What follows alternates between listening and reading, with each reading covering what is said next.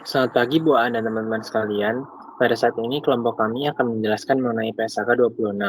Kelompok kami berisi 2021-5001 Jeffrey Budiman, 2021-5007 David Elsosondak, 2021-5128 Robert Agusta, 2021-5133 Kevin Arifin, 2021-5154 Irvin, dan yang terakhir 2021-5171 Tito. Prinsip dasar PSAK 26. Biaya pinjaman yang dapat diatribusikan secara langsung dan perolehan, konstruksi atau produksi aset, kualifikasian dapat dikapitalisasi sebagai biaya perolehan aset tersebut. Biaya pinjaman lainnya diakui sebagai beban. Yang selanjutnya ruang lingkup. 02. Entitas menerapkan pernyataan ini untuk akuntansi biaya pinjaman. 03. Pernyataan ini mengatur biaya ekuitas, actual atau imputed cost of equity, termasuk modal preferen yang tidak diklasifikasikan sebagai liabilitas. Dan yang keempat, entitas tidak dipersyaratkan untuk menerapkan pernyataan ini untuk biaya pinjaman yang dapat diatribusikan secara langsung dan perolehan, konstruksi atau produksi dari A. Aset kualifikasian yang diukur pada nilai wajar, atau B.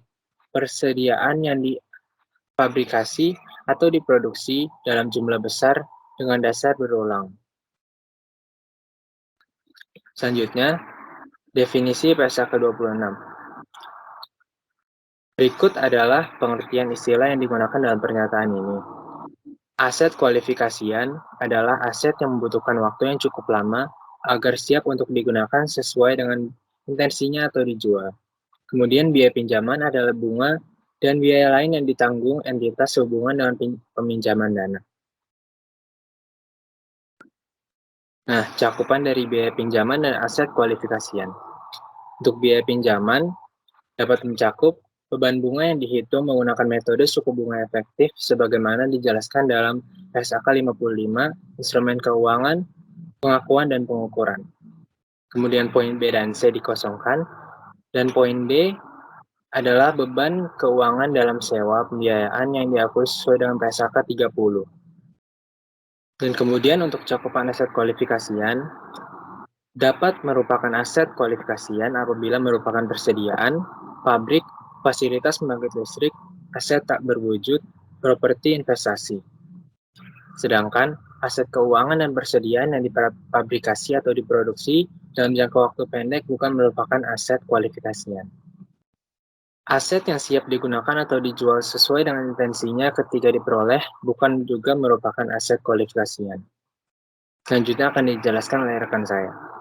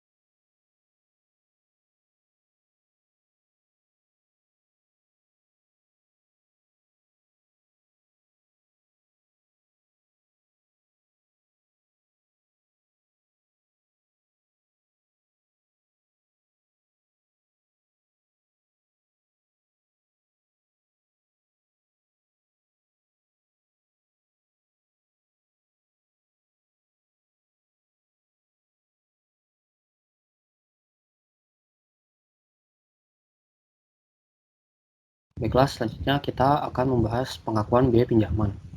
Pengakuan biaya pinjaman itu merupakan entitas yang harus mengkapitalisasi biaya pinjaman yang dapat diatribusikan secara langsung dengan perolehan, konstruksi, atau produksi aset bagian dari biaya perolehan. Biaya pinjaman lainnya diakui sebagai beban periode terjadinya. Entitas yang harus mengkapitalisasi biaya pinjaman yang dapat diatribusikan secara langsung dengan perolehan, konstruksi, atau produksi aset kualifikasian itu termasuk dalam perolehan aset tersebut. Biaya pinjaman tersebut dikapitalisasi sebagai bagian perolehan aset tersebut ketika kemungkinan besar biaya pinjaman tersebut menghasilkan manfaat ekonomi masa depan untuk entitas dan dapat diukur secara andal. Boleh di next slide.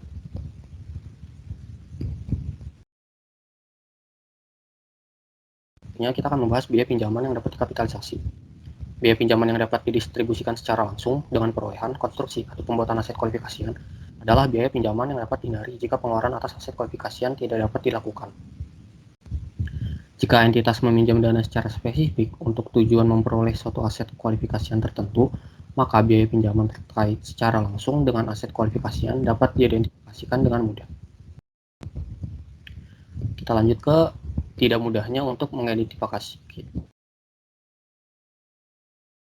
hubungan langsung antara pinjaman tertentu dan aset kualifikasian, dan untuk menentukan pinjaman yang dapat dihindari. Nah, kesulitan tersebut itu terjadi sebagai contohnya adanya kegiatan dari pembiayaan entitas dikoordinasikan secara terpusat. Kesulitan juga timbul ketika kelompok usaha menggunakan berbagai bentuk instrumen utang untuk meminjam dana dengan tingkat bunga yang berbeda dan meminjamkan dana tersebut kepada entitas lain dalam kelompok usaha tersebut dengan dasar yang beragam. Kesulitan lainnya timbul dari denominasi atau terkait dengan valuta asing ketika kelompok usaha beroperasi dalam perekonomian dengan inflasi tinggi dan dari fluktuasi kurs. Akibatnya, penentuan jumlah biaya pinjaman yang dapat diatribusikan secara langsung dengan perolehan aset kualifikasian menjadi sulit dan diperlukan adanya pertimbangan. Materi selanjutnya akan dilanjutkan oleh rekan saya. Oke, masih di penjelasan sama itu biaya pinjaman yang dapat dikapitalisasi. Nah, biaya apa aja sih yang bisa dapat dikapitalisasi? Pertama itu ada jika entitas dana yang dipinjam itu digunakan untuk aset kualifikasian. Nah, maka entitas menentukan jumlah biaya pinjaman yang dapat dikapitalisasi. Di situ sebesar biaya pinjaman aktual yang terjadi selama periode dikurangi penghasilan investasi atas investasi sementara dari pinjaman tersebut. Nah, habis itu poin kedua, biaya pinjaman terkait sebelum sebagian atau seluruh dana untuk aset kualifikasian. Habis itu digunakan untuk pengeluaran atas aset kualifikasian dalam keadaan demikian, dan dana disebut seringkali diinvestasikan sementara menunggu pengeluaran atas aset kualifikasian. Nah, dalam menentukan jumlah biaya pinjaman yang dapat dikapitalisasi selama suatu periode, maka setiap penghasilan investasi yang diterima atas dana tersebut dikurangkan dari biaya pinjaman yang terjadi. Itu poin selanjutnya, jika entitas meminjam dana secara umum lalu menggunakannya untuk memperoleh suatu aset kualifikasian, maka entitas menentukan jumlah biaya pinjaman yang dapat dikapitalisasi dengan menerapkan suatu tarif kapitalisasi terhadap pengeluaran atas aset tersebut. Nah, tarif kapitalisasi ini adalah rata-rata tertimbang biaya pinjaman atau saldo pinjaman selama periode. Nah, di luar pinjaman spesifik untuk memperoleh aset kualifikasian, jumlah biaya pinjaman dikapitalisasi selama suatu periode tidak boleh melebihi jumlah biaya pinjaman yang terjadi pada periode tersebut. Poin selanjutnya, dalam keadaan tertentu seluruh biaya pinjaman entitas induk dan entitas anak-anaknya dapat dimasukkan ketika menghitung rata-rata tertimbang biaya pinjaman. Nah, dalam keadaan lain, setiap entitas anak dapat menggunakan kata-kata tertimbang biaya pinjaman dari pinjaman sendiri. Oke, materi selanjutnya akan dibahas oleh rekan saya. Oke, sekarang saya akan membahas tentang selisih lebih jumlah tercatat aset kualifikasian atas jumlah yang terpulihkan.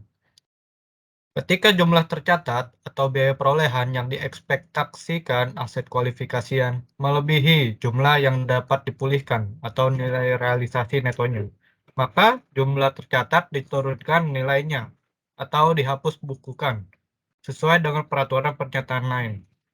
Nah, contoh dari selisih lebih jumlah tercatat aset kualifikasian atas jumlah terpulihkan adalah impairment atau penurunan aset secara permanen. Dalam keadaan tertentu, jumlah yang diturunkan nilainya atau dihapus bukukan dapat dipulihkan sesuai dengan pernyataan lain tersebut. Boleh di next slide.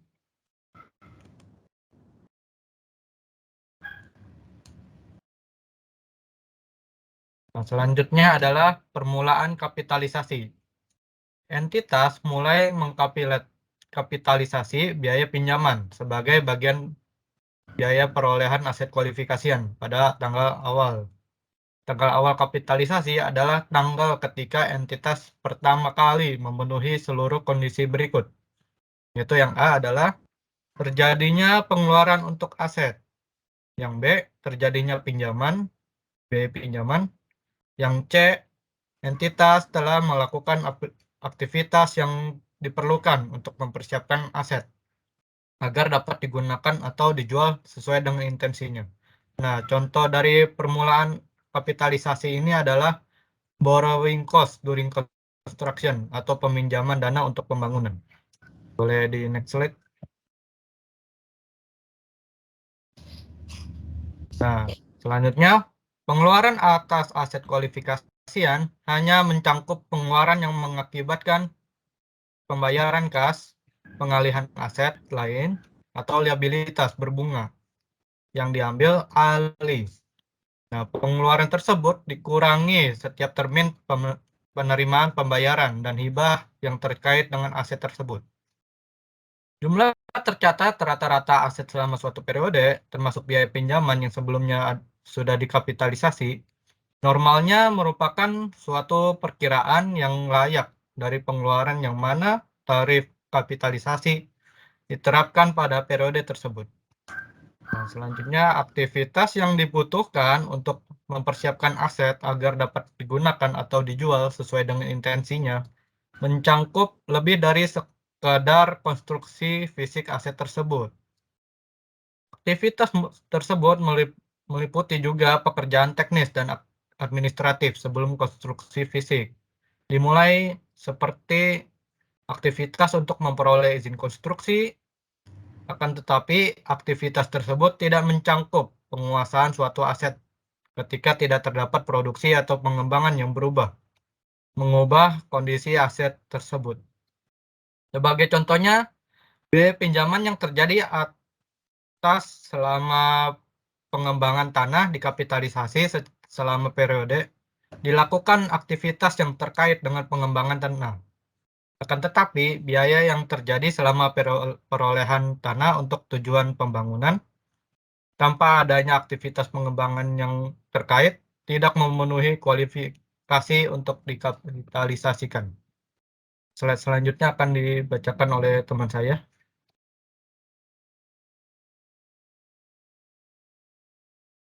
Oke, selanjutnya saya akan melanjutkan ke penghentian sementara kapitalisasi. Pertama, entitas menghentikan sementara kapitalisasi biaya pinjaman selama periode yang diperpanjang, yang mana pengembangan aktif atas aset kualifikasian juga dihentikan. Lalu, biaya pinjaman dapat terjadi selama periode yang diperpanjang, yang mana entitas menghentikan sementara aktivitas yang diperlukan untuk mempersiapkan suatu aset agar dapat digunakan atau dijual sesuai dengan intensinya. Nah, biaya pinjaman tersebut adalah biaya pemilikan aset yang selesai sebagian dan tidak memenuhi syarat untuk dikapitalisasi. Namun demikian, biasanya entitas tidak menghentikan sementara kapitalisasi biaya pinjaman selama periode, ketika entitas sedang melakukan pekerjaan teknis dan administratif yang signifikan. Entitas juga tidak menghentikan sementara kapitalisasi biaya pinjaman ketika penundaan sementara merupakan bagian dari proses yang diperlukan untuk mempersiapkan aset agar dapat siap untuk digunakan atau dijual sesuai dengan intensinya. Sebagai contoh, kapitalisasi tetap berlanjut selama periode yang diperpanjang ketika ketinggian air menyebabkan penundaan konstruksi suatu jembatan jika tingkat ketinggian air tersebut umum terjadi selama periode konstruksi di wilayah geografis tersebut. Next.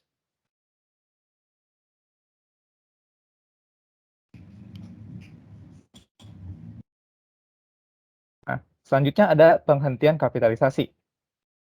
Pertama, entitas menghentikan kapitalisasi biaya pinjaman ketika secara substansial seluruh aktivitas yang diperlukan untuk mempersiapkan aset kualifikasian agar dapat digunakan atau dijual sesuai dengan intensinya telah selesai.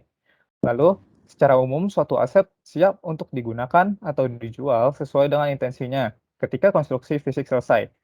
Walaupun pekerjaan rutin administratif mungkin masih berlanjut, jika modifikasi kecil masih berlangsung seperti dekorasi terhadap aset sesuai spesifikasi pembeli atau pemakai, hal ini akan mengindikasikan telah terjadi penyelesaian seluruh aktivitas secara substansial.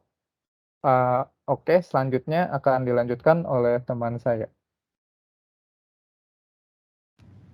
Oke, selanjutnya penghentian kapitalisasi. Jika konstruksi aset kualifikasikan diselesaikan per bagian dan setiap bagian dapat digunakan selama berlangsungnya konstruksi bagian lain, maka entitas menghentikan kapitalisasi biaya pinjaman untuk bagian tersebut ketika aktivitas untuk menyiapkannya agar dapat digunakan atau dijual sesuai dengan intensinya selesai secara substansial. Kompleks bisnis yang terdiri dari beberapa bangunan yang setiap bangunan dapat digunakan secara individual merupakan contoh aset kualifikasian yang setiap bagiannya dapat digunakan selama berlangsungnya konstruksi bagian lain. Contohnya dari aset kualifikasikan yang memerlukan penyelesaian sebelum setiap bagian dapat digunakan. Bangunan pabrik yang melibatkan beberapa proses yang berjalan secara berurutan pada bagian yang berbeda dan lokasi yang sama, seperti pabrik baja. Next. Nah, pengungkapan dan ketentuan transisi. Pengungkapan yang pertama, identifikasi mengungkapkan yang A, jumlah biaya pinjaman yang dikapitalisasi selama periode. Yang B, tarif kapitalisasi yang digunakan untuk menentukan jumlah biaya pinjaman yang dapat dikapitalisasi. Nah, selanjutnya ada ketentuan transisi. Poin ke-27 dan ke-28 dikosongkan. Next. Tanggal efektif dan penarikan. Tanggal efektif. Poin ke-29. Entitas menerapkan penyertaan ini untuk periode tahun buku yang dimulai pada atau setelah tanggal 1 Januari 2012. Yang selanjutnya 29.29a itu dikosongkan. Nah, penarikan yang ke poin 30, pernyataan ini mengganti PSAK 26 tahun 2008 biaya pinjaman. Next. Sekian dari kelompok kami, terima kasih.